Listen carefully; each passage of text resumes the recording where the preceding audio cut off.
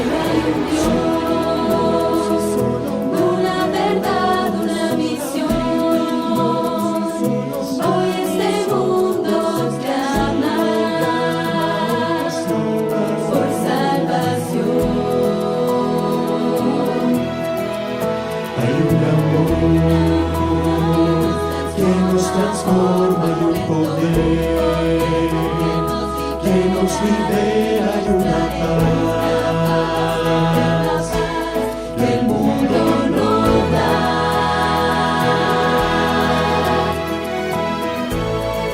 Somos la luz que mostrará a Dios en esta generación.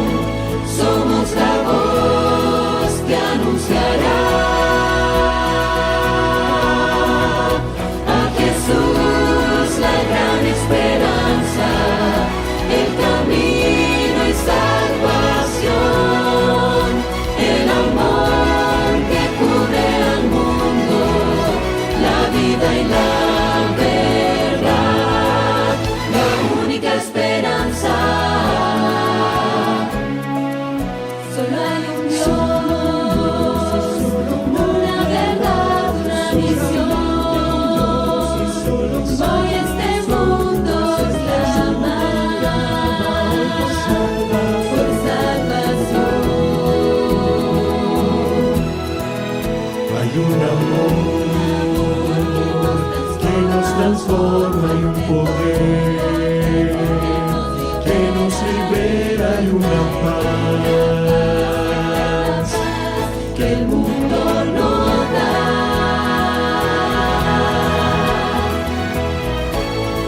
Somos la luz que mostrará a Dios en esta generación. Somos la voz que anunciará a Jesús, la gran esperanza, el camino y salvación, el amor que cubre al mundo, la vida y la verdad, la única esperanza.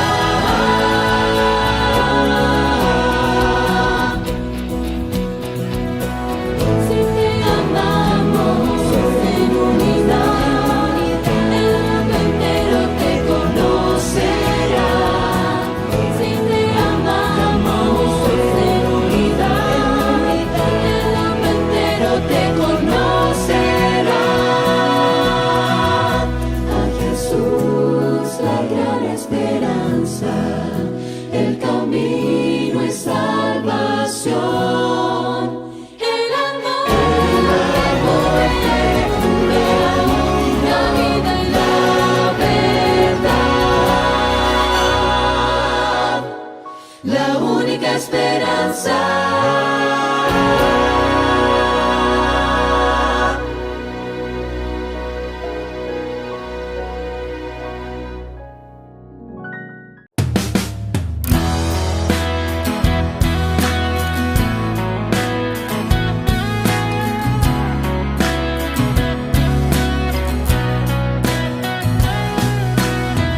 Hay montañas que tengo que mover con la fe que no duda de nada.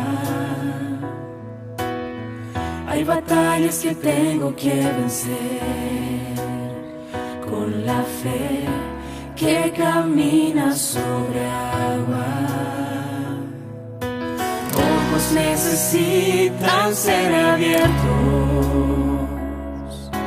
vidas necesitan sanidad. Sé muy bien que solo yo no puedo. Es por eso que una vez más vengo a pedirte. Dame fe para pelear la batalla, para mover las montañas. Ven y dame tu poder. Dame fe para abrazar tus promesas, para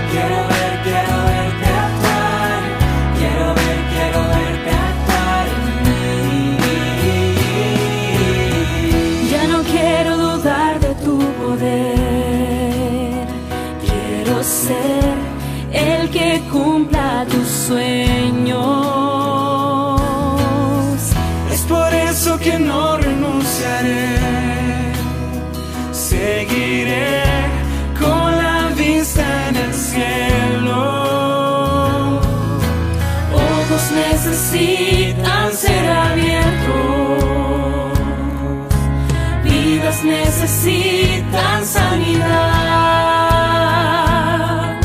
Sé muy bien que solo yo no puedo.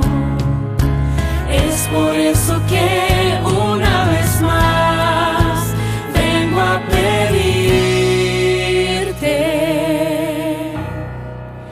Dame fe para pelear la batalla, para mover las montañas. Ven y dame tu poder.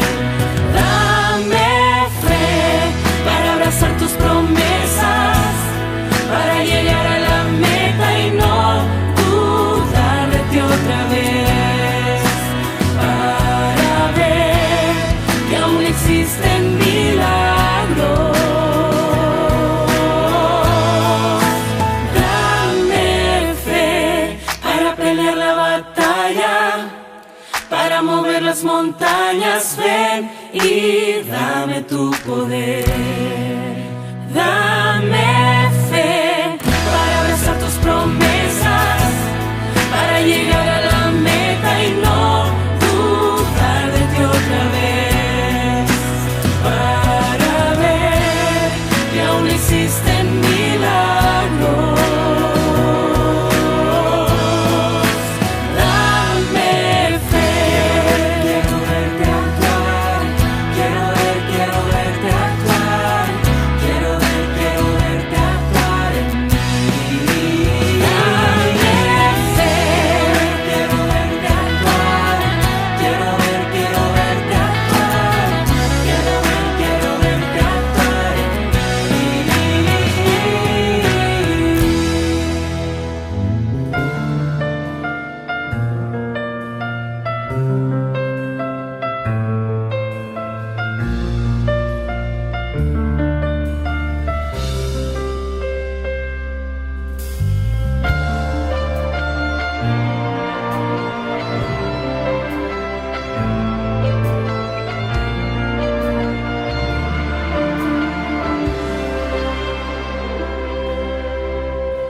Aguardo el día en que veré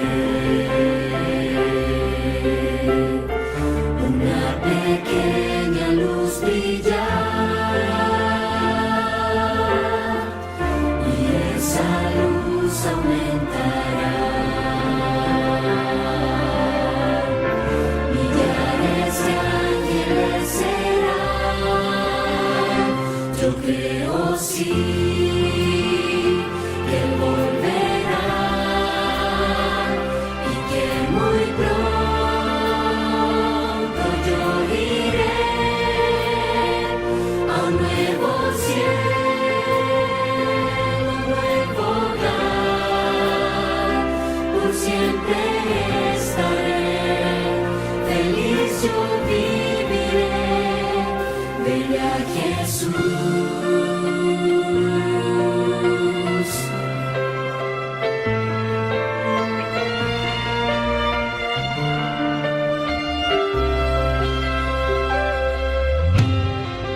La voz de Dios retumbará, con gloria en las nubes surgirá. Generaciones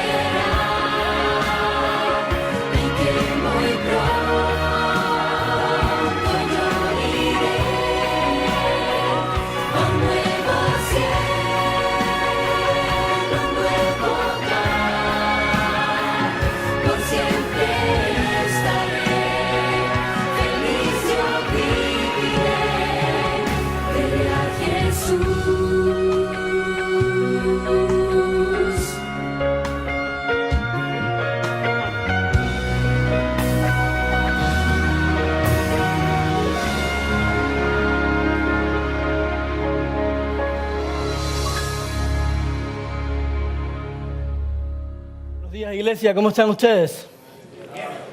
Bien, gracias a Dios, gloria a Dios. Me gusta esa energía, me gusta ese ánimo.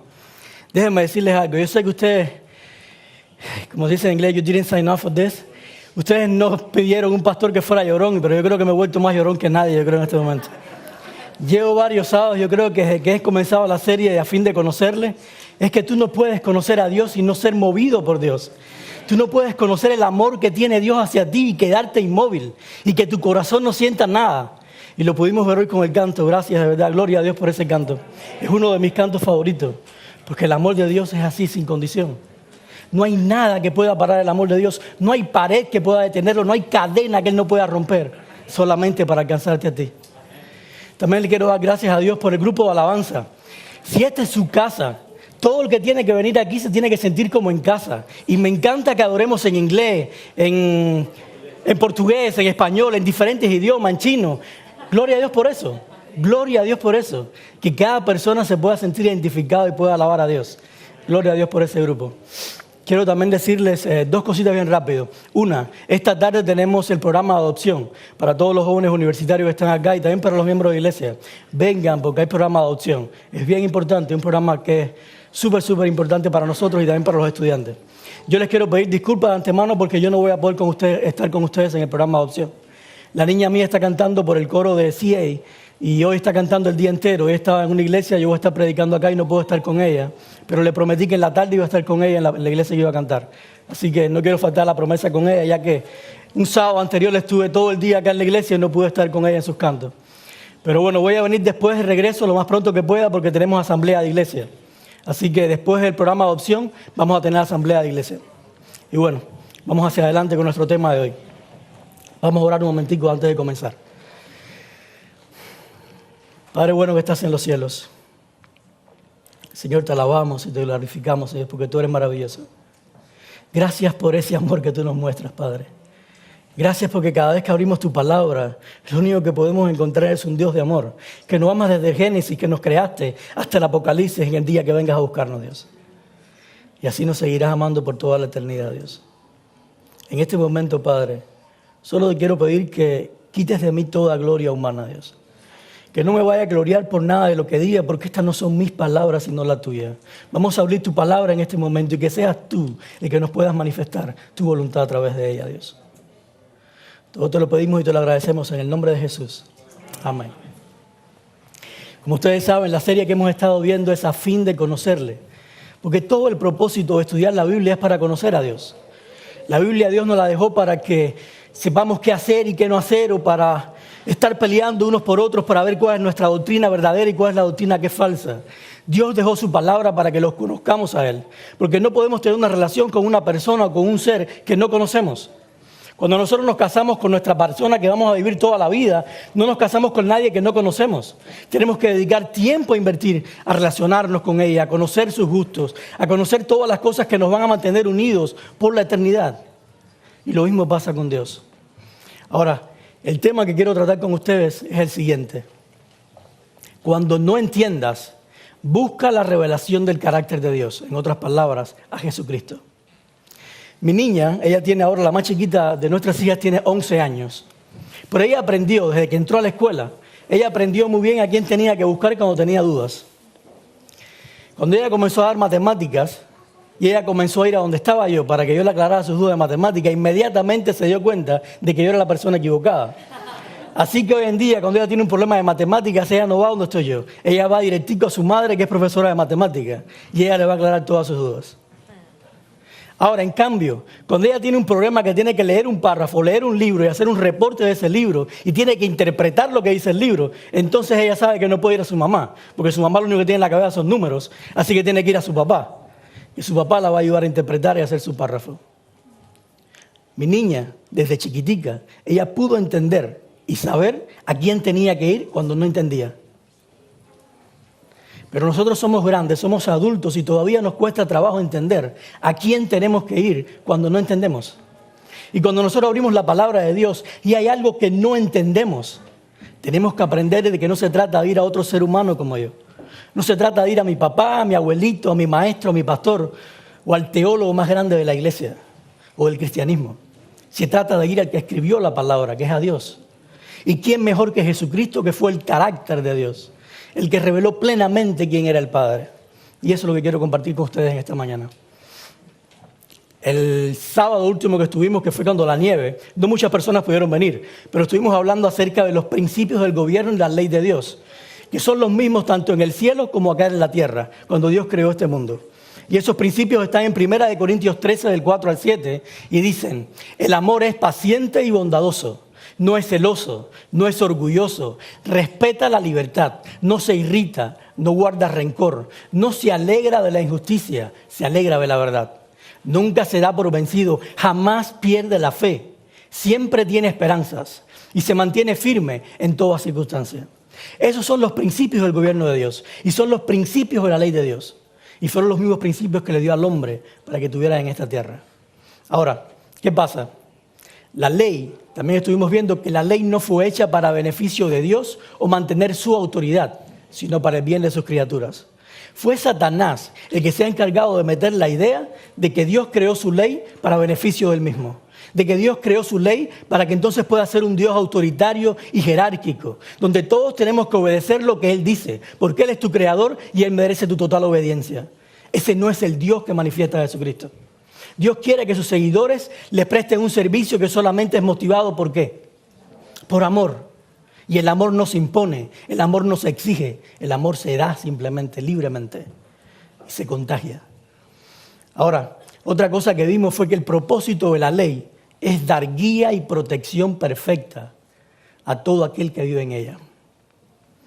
Y quizás la pregunta que tienes que estar haciendo, y yo espero que te la estés preguntando, es ¿cómo la ley me protege?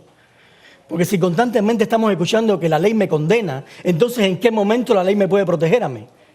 Porque cada vez que vemos a la palabra de Dios y cada vez que hablamos decimos que la ley me condena y que Dios es el que me salva. Entonces, ¿en qué momento yo tengo protección dentro de la ley? Vayan conmigo a este verso. Cada vez que hablamos de pecado y hablamos de ley, vamos acá por definición. Inmediatamente vamos en este verso. Y este verso está en 1 Juan 3, 4 y dice: todo aquel que comete pecado infringe también la ley, pues el pecado es transgresión de la ley. Ahora, déjenme decirles algo. No hay ni una sola Biblia en español que realmente capte el significado de lo que Juan quiso expresar acá con la palabra transgresión. Todas las Biblias en español dicen infringir, desobedecer, transgredir. Sin embargo, en inglés es diferente, porque en inglés se usa otra palabra que se llama lawlessness. Y es que la palabra que usó Juan en el griego es anomia. Y esa palabra significa condición de estar o vivir sin ley. Y esto es muy diferente que infringir algo. Porque yo puedo venir por la calle manejando y está el semáforo con la luz roja. Y si yo me paso la luz roja, yo infringí la ley. Pero eso quiere decir que yo tengo algún tipo de relación con la ley. ¿Tengo algún tipo de relación con la persona que creó la ley? ¿Yo amo la ley? ¿Amo a los creadores de la ley? No. Yo solamente infringí una ordenanza. Y cuando yo solamente veo la ley como una infracción, entonces yo puedo hacer cosas por obedecimiento, pero nunca por amor. Y como les dije anteriormente, a Dios no le interesa que tú lo obedezcas simplemente por el hecho de obedecerlo. A Dios le interesa que tú lo ames porque Él te ama. Entonces, cuando vemos y aplicamos el significado de la palabra anomia, y en este verso diría algo parecido así: todo aquel que practica el pecado, practica también vivir sin ley, pues el pecado es vivir sin ley. ¿Y ahora qué pasa con esto? Y yo también espero que te hagas la siguiente pregunta: ¿qué significa esto? Porque, ¿qué significa vivir sin ley? ¿Cómo yo puedo vivir sin estar bajo alguna ley? Y para eso tenemos que ir al Edén. En el Edén pasó lo siguiente: la ley se manifestaba a través de un árbol. La manifestación de la protección de la ley de Dios se manifestó a través del árbol del conocimiento del bien y del mal. Escucha bien esto. La protección de la ley de Dios se manifestó a través de este árbol, no a través del árbol de la vida, sino a través del árbol del conocimiento del bien y del mal.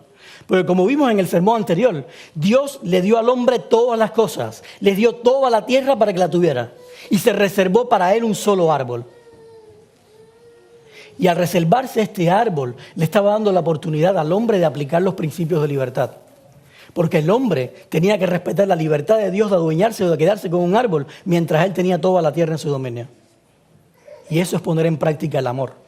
Ahora, ¿de qué me estaba protegiendo el árbol del conocimiento del bien y del mal? ¿O de qué estaba protegiendo a Adán y Eva? Los estaba protegiendo de ser codiciosos, de ser ladrones, de ser acusadores y de ser asesinos. ¿No me van a hacer la pregunta? ¿De dónde sacas esto, pastor? ¿De dónde tú sacas que el árbol de la ley me estaba protegiendo de todas esas cosas? ¿O de que el árbol del conocimiento y del mal, del bien y del mal, me estaba protegiendo de todo esto? Vayan conmigo a Génesis 3. Dice acá, Génesis 3:6. La mujer vio que el fruto del árbol era bueno para comer y que tenía buen aspecto y era deseable para adquirir sabiduría. Miren las palabras que subrayé acá, o que puse en negrita, o que puse en bold. Vio, era bueno, buen aspecto y deseable. Díganme ustedes si en buen español eso no se llama codiciar. ¿Sí o no? Sí. Eso es codiciar. Eso es codiciar. Ahora, dice luego, para adquirir sabiduría, así que tomó de su fruto. ¿De quién era el árbol? ¿De quién era el árbol? De Dios. Y cuando tú tomas algo que no es tuyo, ¿cómo se llama? Robar.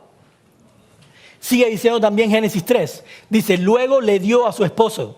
Ahora, yo les pregunto a ustedes, si ahora John tiene un vaso, imagínate que tiene una botella llena de cloro, y le dice a Ivette, Ivette, mi amor, tómate esta botella de cloro. ¿Qué está haciendo con Ivette? Matarme. La está matando. La está matando. Y eso fue lo que hizo exactamente Eva con Adán. Dios le había dicho, el día que comas de este fruto vas a morir, ciertamente vas a morir. Se lo confirmó, fue una aseveranza, una seguridad que iba a morir. Y Eva, al comer el fruto, ella se suicidó, pero al darle fruto a Adán, cometió homicidio. Eso es asesinato. Ahora, fíjense que luego Dios le pregunta al hombre, ¿acaso has comido del fruto del árbol que yo te prohibí que no comieras o te prohibí comer? Y el hombre respondió, la mujer que me diste por compañera, ella me dio ese fruto. Fíjense que la manera en que Adán evade la pregunta de Dios es inmediatamente acusando a Eva. Una vez que el hombre comió el fruto, una vez que el hombre decidió salir de debajo de la protección de la ley de amor que Dios le daba, inmediatamente se hizo ley para sí mismo. Y debajo de su ley solamente salió robar, codiciar, matar y todos los frutos que nosotros conocemos ahora en día, que tenemos todos nosotros. Ahora, ¿por qué pasó esto? Es bien sencillo. En primer lugar, tenemos que tener claro de que Dios es amor.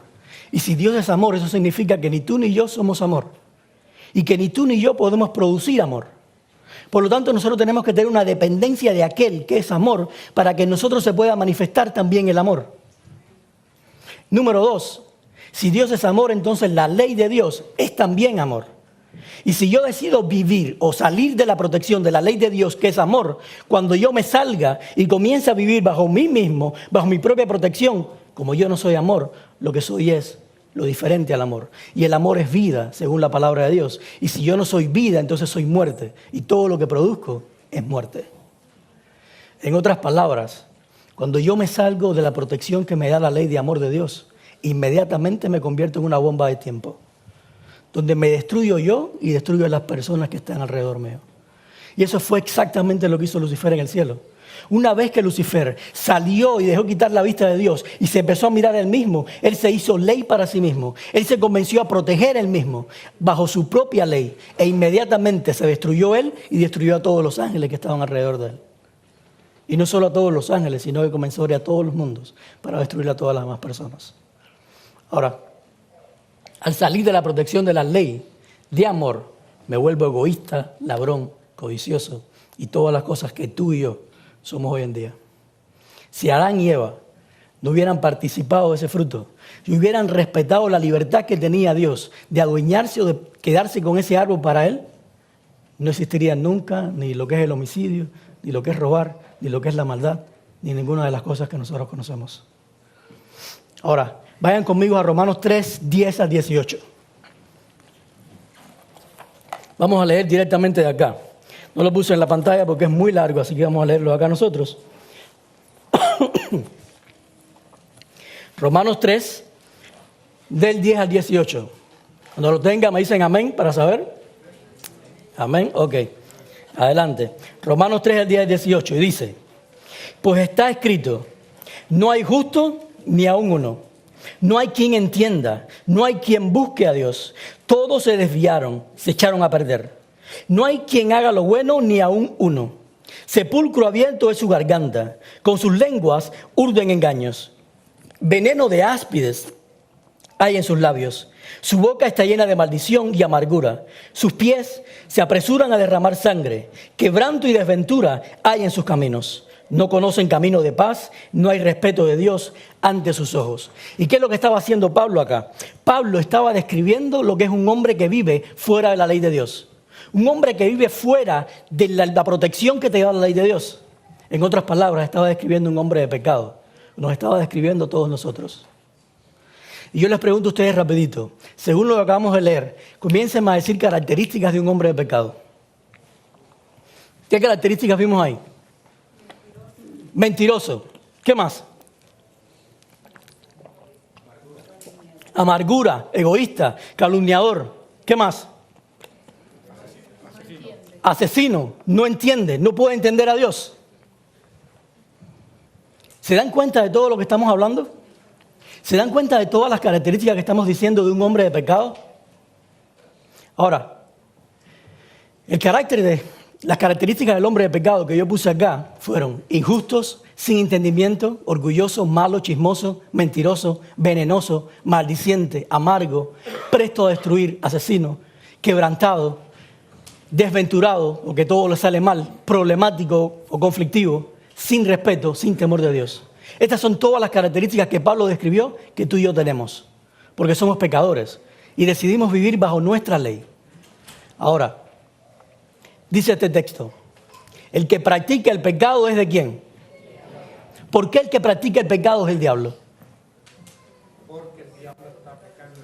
Ahí lo dice, porque el diablo está pecando desde el principio. Y si el pecado se originó en el diablo, quiere decir que el diablo es el padre del pecado, por así decirlo. Y si es el padre del pecado, todo aquel que peca es como él, y se transforma como él y hace sus obras también. Por lo tanto, todos nosotros, cuando pecamos y somos pecadores y practicantes del pecado, somos hijos del diablo, dice. Hijos del diablo no, pero somos como él. Ahora, dice que el Hijo del Hombre, Jesucristo, el Hijo de Dios, fue enviado precisamente para, aquí está el propósito, para destruir las obras ¿de quién? Las obras del diablo. Ahora, dése cuenta acá que el texto nunca dice que el Hijo del Hombre vino a destruir a los pecadores. ¿Sí o no? Dice que vino a destruir las obras del diablo, las actitudes que los pecadores tienen. Y esto es algo que tenemos que tener bien claro. Jesús vino a destruir actitudes, vino a destruir manifestaciones de pecado, vino a destruir tendencias en nosotros, pero no vino a destruir pecadores, que son personas. Ahora, eso quiere decir de que Dios no puede tener ninguna de estas características, ¿sí o no? En Dios no puede manifestarse ninguna de estas características, porque si Dios no es pecado, si Dios nunca ha pecado, si Dios nunca ha sido afectado por el pecado, entonces en Dios no puede haber ninguna de las características que tú y yo tenemos como pecadores. ¿Estamos de acuerdo? ¿Cierto, no? Ok. Vamos a analizar entonces este verso, porque este es uno de los versos que más nos ha dado en la cabeza en nuestras interpretaciones. Y ha sido uno de los versos que más confusión nos ha traído a la hora de interpretarlo. Isaías 28, 21. Y dice lo siguiente. Porque Jehová se levantará como en el monte Perazín, como en el valle Gabaón, se enojará para hacer su obra, su extraña obra, y hacer su operación, su extraña operación. ¿Y cuál es la extraña obra de Dios? ¿Cuál es esa operación extraña que Dios va a hacer? ¿Cuál es esa operación y esa obra extraña que Él va a hacer en un momento de la historia? Destruir a los impíos. Generalmente, nuestra interpretación de este verso es la siguiente. Dios es así. Reconocemos que Dios es amor. Dios tiene todas estas cualidades que están en 1 Corintios 13. Dios es paciente, es bondadoso, no es celoso, no es orgulloso, respeta la libertad, no se irrita, no guarda rencor, no se alegra de la injusticia, se alegra de la verdad, nunca se da por vencido, jamás pierde la fe, siempre tiene esperanzas, se mantiene firme en todas circunstancias. Ese es Dios. Pero, en un momento de la historia, para poder destruir el pecado del universo, Dios tiene que convertirse en esto que está acá. Porque Dios tiene que hacer un trabajo sucio. Para poder destruir el pecado, Dios tiene entonces que destruir a los impíos. Tiene que destruir a los pecadores.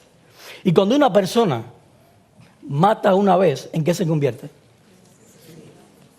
Yo puedo matar una sola vez en mi vida y reformarme y nunca más matar, pero me quedé para toda la vida siendo asesino, ¿sí o no? ¿No?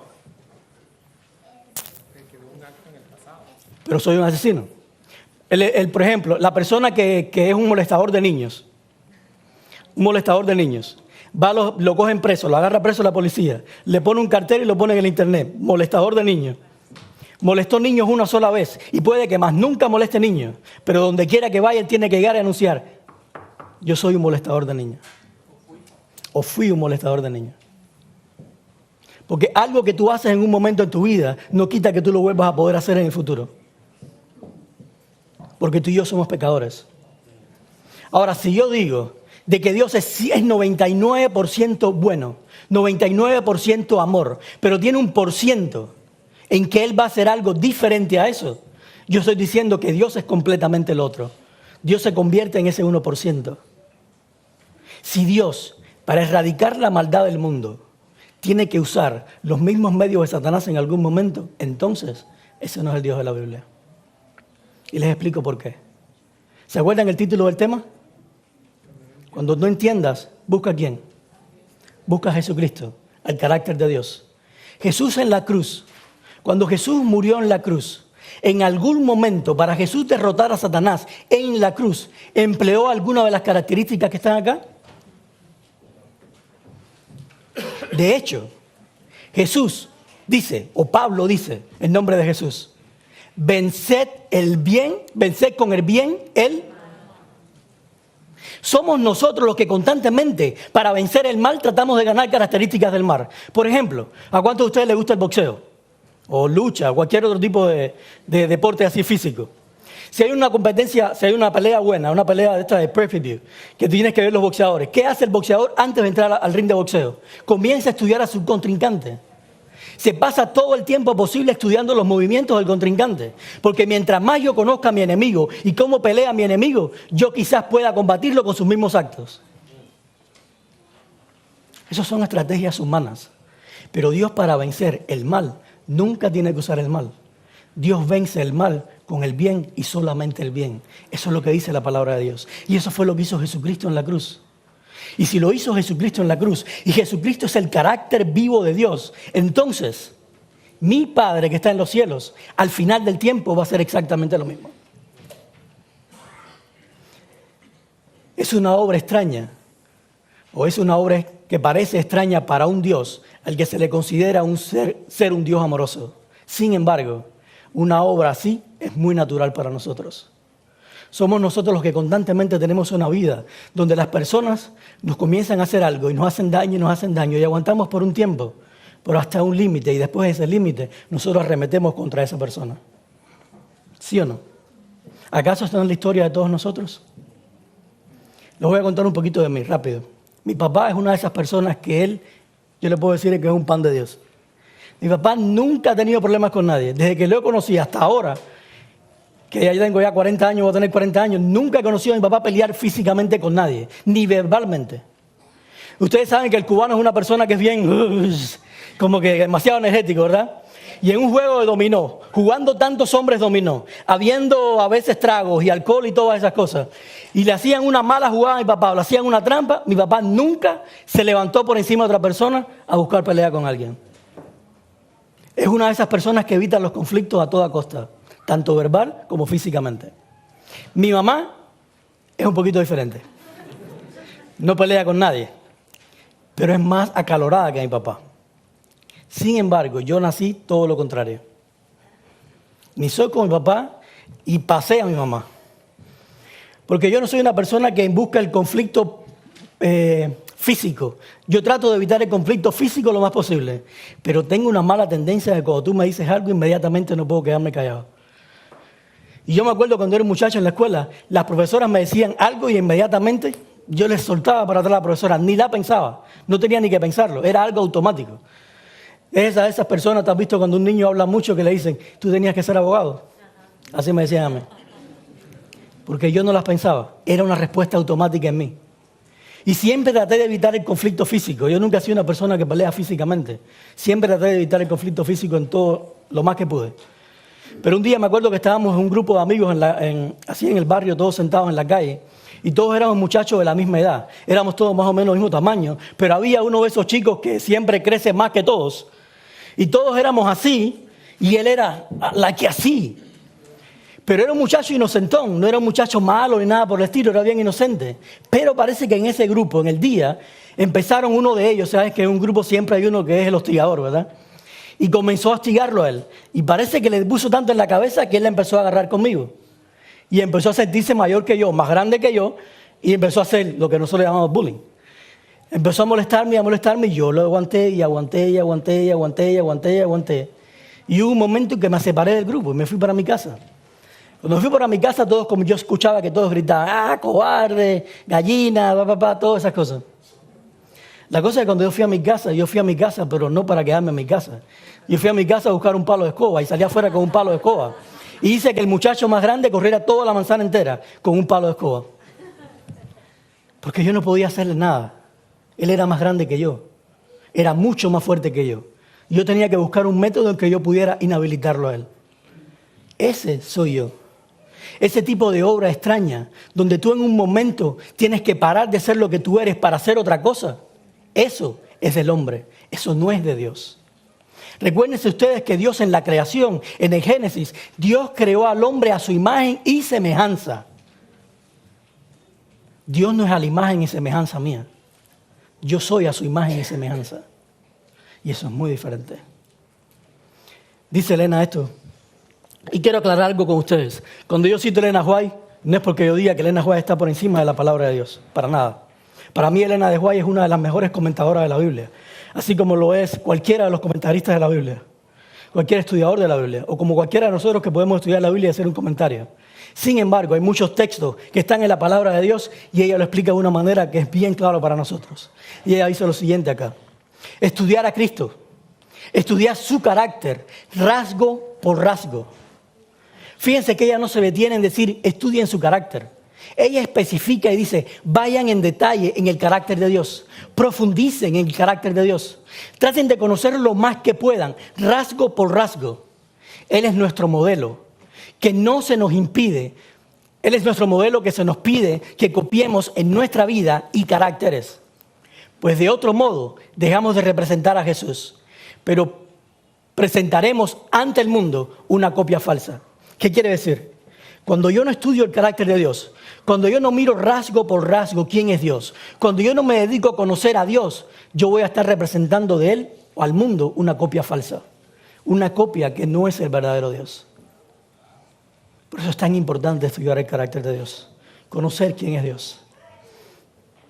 Y yo les pregunto, ¿Dios al final de la historia de este mundo terminará haciendo algo que es muy extraño para Él mismo, pero que es muy natural para nosotros? ¿Ese es el Dios que va a terminar el pecado en el mundo? Dice este texto entonces, porque Jehová se levantará como en el monte Perazín, como en el valle de Gabaón se enojará, para hacer su obra extraña, para hacer su obra, su extraña obra, y para hacer su operación, su extraña operación. Este texto indiscutiblemente tiene que tener otra manera de interpretarse, y no la que generalmente le hemos dado. Ahora, ¿cuál es el contexto de este texto? Es lo primero que tenemos que preguntarnos. Y cuando nosotros vemos Isaías 28, Dios está mostrando los pecados de su pueblo y en especial los pecados y el orgullo de los líderes religiosos de su pueblo.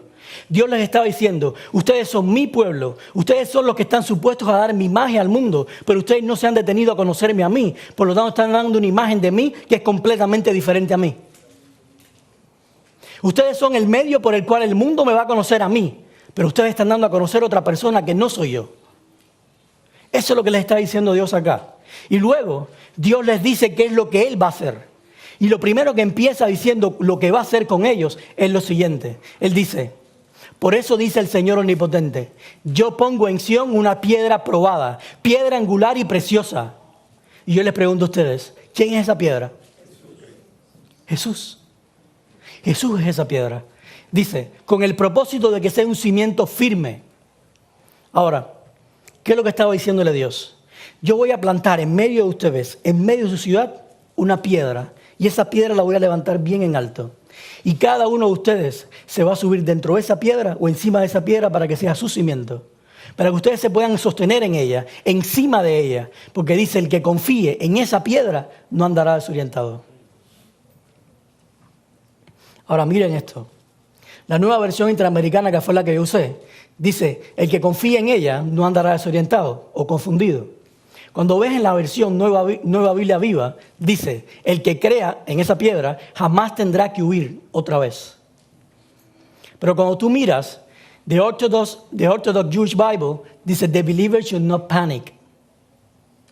El creyente no debe entrar en pánico, no debe tener temor, no debe tener miedo.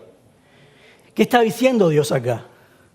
Cuando yo ponga esa piedra en medio de ustedes y ustedes construyan su casa sobre la roca, como dijo Jesús en el sermón de Mateo 5, cuando ustedes construyan su casa sobre la roca, nunca van a estar desorientados, nunca van a estar en confusión, nunca van a tener que huir de mí, porque yo los amo a ustedes. Y el que ama, si yo te amo a ti, tú no tienes que huir de mi presencia. Al contrario, tú vas a estar conmigo. Tú nunca vas a tener pánico, nunca vas a tener miedo de mí. Inmediatamente, quiero preguntarles entonces ahora acá, ¿qué dice el primer mandamiento? No tendrás dioses ajenos delante de mí, o sea, no tengas ningún otro Dios aparte de mí. Y yo les pregunto, ¿por qué Dios hizo este mandamiento? ¿Por qué Dios nos puso este mandamiento como primero? ¿Por qué celoso? ¿Por qué más? Para beneficiarnos a nosotros. ¿En qué manera? Porque no hay salvación en otros dioses ni en ninguna otra cosa. Fíjense ustedes, cómo nosotros con nuestra mentalidad, con la manera en que nos hemos criado, con la cultura que tenemos, inmediatamente cuando vemos un Dios que dice, no tendrán otros dioses delante de mí, vemos un Dios que dice, hey, espera, yo te saqué de la tierra de Egipto, tú estabas ahí por 400 años, o por el tiempo que estuviste ahí. Estabas ahí siendo esclavo, yo te saqué, ahora tú me tienes que obedecer a mí. Yo soy tu Dios, yo soy el que está encima tuyo y todo lo que yo hable tú tienes que obedecerlo. Sin embargo, lo que Dios estaba diciendo era muy contrario. Fíjense lo que dice este verso. Porque en Él, en Jesús, fueron creadas todas las cosas que están en los cielos y en la tierra, visibles e invisibles, sean tronos, dominios, principados o autoridades. Todo fue creado por medio de Él y para Él. Y en Él todas las cosas se sostienen. ¿Qué está queriendo decir esto acá? Él es la vida. Dios no solo te creó y te dio vida, sino que tu vida depende de Él. Dios te creó a ti, creó todas las criaturas y creó todo el universo. Pero todo el universo sigue con vida porque Él lo sostiene. Si Dios dejara de sostenerlo, nada tuviera vida. Porque solo en Él hay salvación, porque solo en Él hay vida. Por lo tanto, cuando Dios te dice a ti que no pongas otro Dios delante de Él, lo que le está diciendo es, no hay otro ser que pueda dar y sostener la vida. Por eso es que te pido que no pongas a nadie más en el lugar que yo estoy. Y ahí te das cuenta inmediatamente la protección que tiene la ley de Dios sobre ti. Dios no te da su ley porque quiera castigarte o que quiera someterte a Él por la fuerza. O para que tú tengas que tener otra cosa más que obedecer en tu vida. Dios te da la ley porque es la única manera en que Él puede protegerte. Porque si tú sacas a Dios, que es el único ser que tiene vida y el único que puede darte tu vida, y pones a otra persona, ninguna otra criatura tiene vida en sí mismo. Lo único que puede ofrecerte es muerte. Entonces, con todo esto, cuando miramos acá y vemos que Dios se levantará, tanto en Perazim como en Gabaón, como lo hizo allá, en los dos lugares Dios tenía dos pueblos. Tenía un pueblo que se sometía a su ley. Un pueblo que quería ser protegido por el amor de Dios.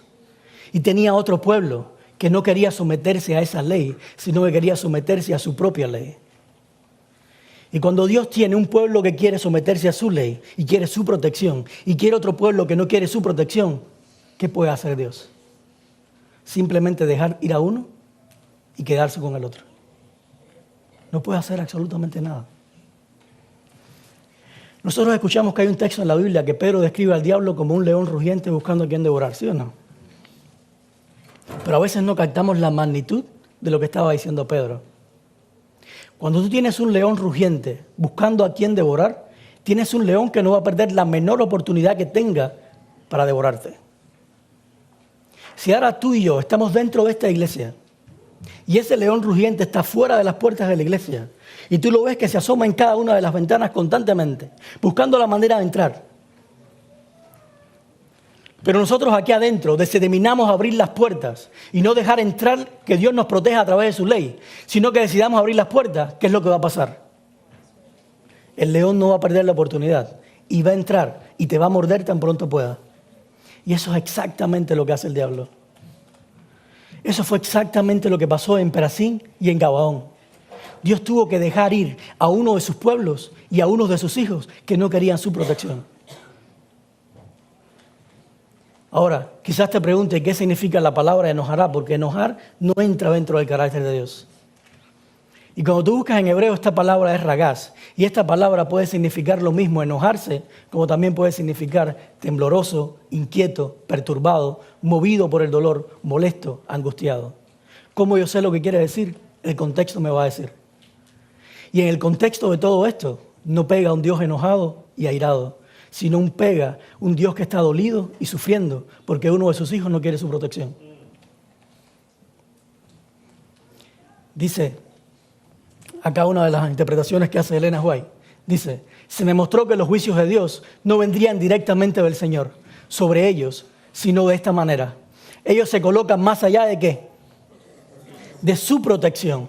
Él advierte, Él corrige, Él reprueba, Él señala el único camino seguro, Jesucristo. Es el único camino seguro.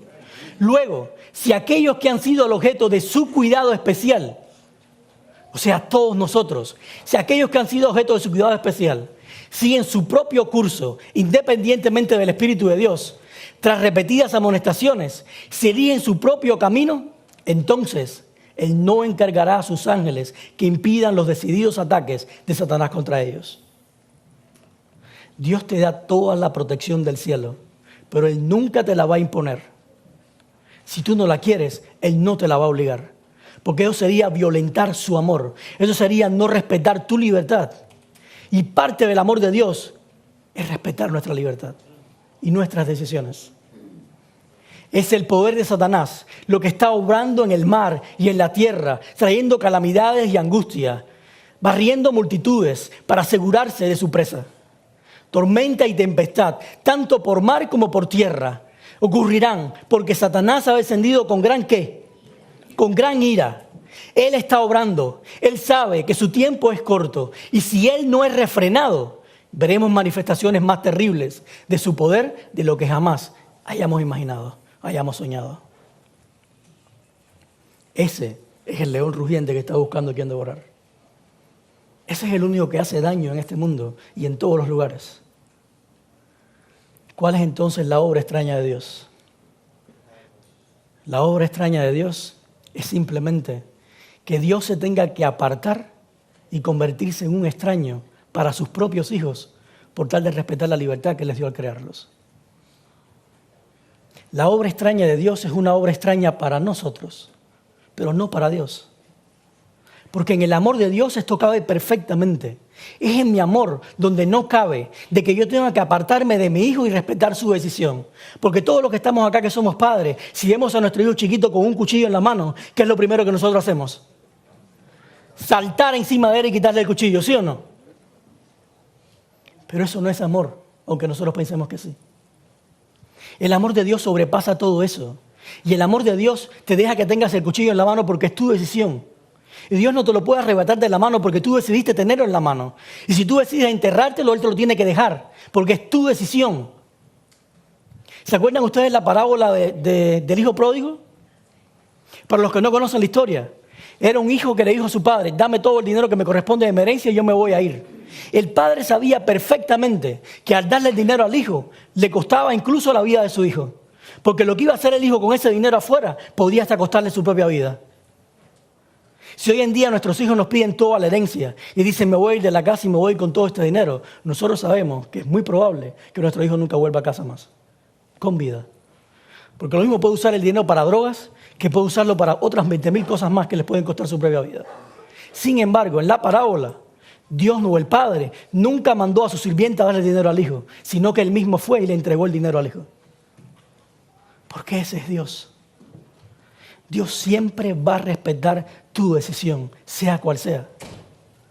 Y la obra extraña de Dios es simplemente convertirse en un extraño para ti y apartarse cuando tú decides que Él no esté más a tu lado. Conclusión. ¿Se acuerdan lo que les dije al principio? Cuando no entiendas, busca la revelación del carácter de Dios. Mira a Jesucristo. Él tiene la respuesta de todas las cosas. ¿Se acuerdan cuando Jesús, momentos antes de ir a la cruz, se para sobre el monte y mira a Jerusalén y dice: Jerusalén, Jerusalén, que matas a los profetas y apedreas a los que se te envían? ¿Cuántas veces quise reunir a tus hijos como reúne la gallina a sus pollitos debajo de sus alas, pero no quisiste? ¿Qué estaba diciendo Dios acá? Dios estaba manifestando el corazón de su Padre. Jesús estaba diciendo: tantas veces he querido reunirte, tantas veces he querido ponerte debajo de mis alas, porque ahí está mi protección, pero tú nunca quisiste. Al contrario, arremetías contra todas aquellas personas que mandaba a ti. Dice: pues bien, la casa de ustedes va a quedar abandonada. Y les advierto que ya no volverán a verme hasta que digan: bendito el que viene en el nombre del Señor. Jesús no mandó un castigo sobre los judíos en Jerusalén. Jesús no mandó a sus ángeles para que mataran a los judíos porque ellos iban a matar a Jesús. Lo que ellos hicieron fueron las decisiones de sus actos. Ellos decidieron con quién pelear la batalla. Y en vez de elegir a Dios, eligieron al enemigo. Y cuando tú pones un Dios diferente al verdadero Dios delante de ti o en el lugar que a Dios le corresponde, lo único que puedes tener es muerte y destrucción. Pero nuestro Dios es tan maravilloso que Dios nunca te va a pedir nada que Él no haya hecho primero. Y en la cruz vemos al Hijo dejado a merced de Satanás, porque su propio Padre tuvo que hacerse un extraño para Él y apartarse, respetando su libertad de darnos salvación a través de su muerte. Al final del tiempo, todos aquellos que decidan no ponerse debajo de la protección de Dios van a morir. Pero van a morir porque son pecadores y ellos decidieron ser ley para ellos mismos. Pero Jesús no tenía esa condición. Jesús era perfecto en todo su camino. Jesús nunca había pecado. Jesús nunca había rechazado estar debajo de la ley de su Dios o de su Padre. Pero Jesús tomó una decisión por amor a ti y a mí. Jesús tomó la decisión de entregar voluntariamente su propia vida. Y al él tomar esa decisión, el Padre no podía ir contrario a esa decisión que él había tomado. Y en la cruz, lo único que pudo hacer el Padre es dejar que Satanás hiciera su obra. La obra que él sabe hacer. La obra de destrucción y muerte. Porque Jesús voluntariamente había pedido morir para que a través de su muerte tú y yo tengamos vida. Dios nunca te va a pedir algo que ya Él no haya hecho mucho más que tú, mucho por encima que tú, en una calidad, un clímax, algo mucho mayor. Por eso fue que Jesús en la cruz dijo, como a las 3 de la tarde, Jesús gritó con fuerzas: Elí, Elí, lama sabactani, que significa: Dios mío, ¿por qué me has desamparado? Porque Jesús pudo vivir, incluso Jesús decidió vivir lo que van a pasar aquellos que lo van a rechazar al final. Jesús decidió vivirlo primero que todos ellos. Primero que todos ellos, Jesús lo experimentó él mismo en su propia carne. En la cruz, el Padre hizo su extraña obra para que nosotros no tengamos que vivirla. En esta mañana, yo te voy a abrir mi corazón y voy a ser completamente vulnerable a ti. En todo este tiempo que he estado estudiando lo que es el carácter de Dios, a fin de conocerle, no puedo dejar de ver un Dios que es todo amor. Un Dios, como decía la canción, que rompe paredes, rompe cadenas, hace hasta lo que no te puedes imaginar, por tal de alcanzarte a ti, por tal de llegarte a ti. A tal punto que Él decidió, cuando no tenía que hacerlo, morir en una cruz y pasar que su padre tenga que separarse de él y que el enemigo pueda destrozar su cuerpo, solamente para garantizarte que a través de él tú y yo tenemos vida. Yo no sé quiénes son todos ustedes que están acá. Ni sé si todos han tomado la decisión de caminar su vida conociendo a ese Dios de amor. Pero sí te puedo garantizar lo siguiente. Si tú hoy decides comenzar a caminar con ese Dios, que es todo amor, te garantizo que no importa lo que te pase en tu vida, tú vas a ser la persona más feliz que puede existir sobre la faz de la tierra. Porque donde está Dios hay vida, hay seguridad de vida y hay felicidad. Si eres miembro de iglesia, solamente quiero pedirte que renuevas esa decisión con Dios si es que ya la tomaste. Si no lo has tomado y nunca te has decidido conocer a Dios de esta manera, por favor comienza a conocerlo. Comienza a conocer al verdadero Dios. Pero si acaso eres una persona que estás con nosotros visitándonos hoy y Dios te ha tocado tu corazón en este momento y quisieras en algún momento unirte a Él, ser parte de ese pueblo que quiere manifestar el amor de Dios, que quiere manifestar el carácter de Dios, que quiere que Dios se manifieste a través de Él a todo el mundo, yo te voy a invitar a que cuando cantemos la última canción, pases al frente. Pases al frente. Si en algún momento, no ahora, no mañana, no quizás el mes que viene, o más adelante, decides que quieres bautizarte y sellar ese pacto con Dios, vas a pasar al frente. Mientras escuchamos la canción.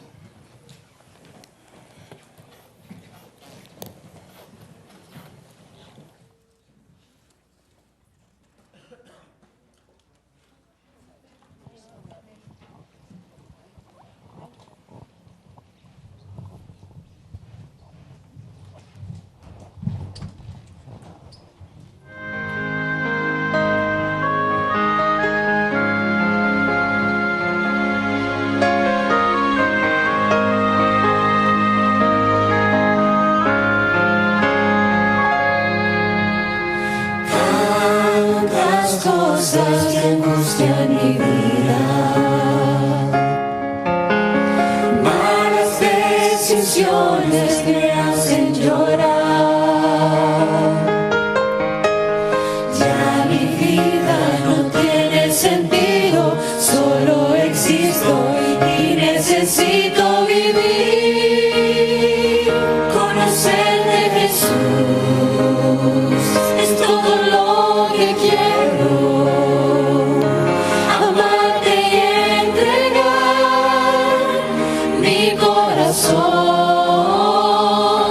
No quiero guardar nada para mí, que tu amor me inunde, entonces todo para mí.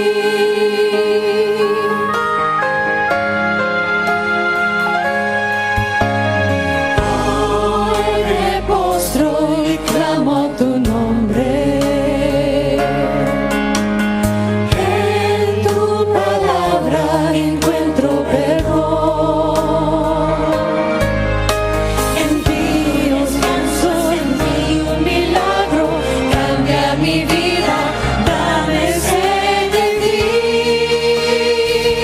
Conocer de Jesús es todo lo que quiero.